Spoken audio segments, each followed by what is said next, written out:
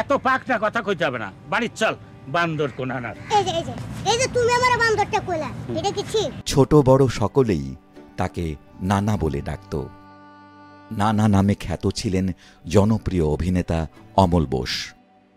তাঁর পুরো নাম অমলেন্দু বিশ্বাস। দর্শকপ্রিয় ম্যাগাজিন অনুষ্ঠান ইত্যাদিতে নানার চরিত্রে অভিনয় করে ব্যাপক জনপ্রিয়তা পেয়েছিলেন এ অভিনেতা। এই তো দুর্বল লাগে না রে? পরীক্ষা দিয়ে আসলি, তারপর এত পেশাল পারিস ক্যাম্পায় কত? অমল বোস ১৯৪৩ সালে ফরিদপুরের বোয়ালমারী উপজেলায় জন্মগ্রহণ করেন। তিনি ৬০-এর দশকের প্রথম থেকেই অভিনয়ের সঙ্গে যুক্ত ছিলেন।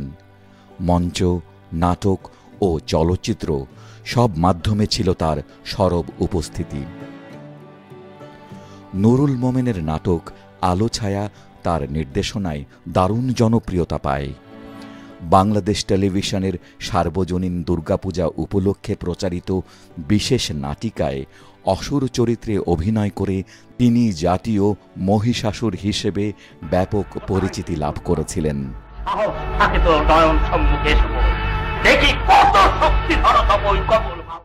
অমল বোস অভিনীত চলচ্চিত্রের মধ্যে নীল আকাশের নিচে, সোনালী আকাশ, চন্দনদ্বীপের রাজকন্যা, গুনাই বিবি, রাজলক্ষ্মী শ্রীকান্ত, শ্বশুরবাড়ি জিন্দাবাদ প্রভৃতি উল্লেখযোগ্য।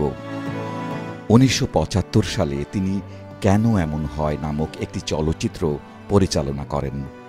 জনপ্রিয় এই অভিনেতা পেশাগত জীবনে জুট মিলস কর্পোরেশনের সিনিয়র অফিসার হিসেবে কর্মরত ছিলেন।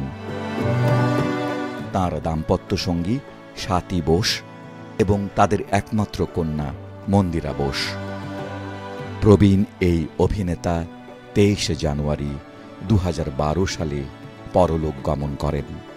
তাঁর স্মৃতির প্রতি এনিগমা টিভির অকৃত্রিম শ্রদ্ধা।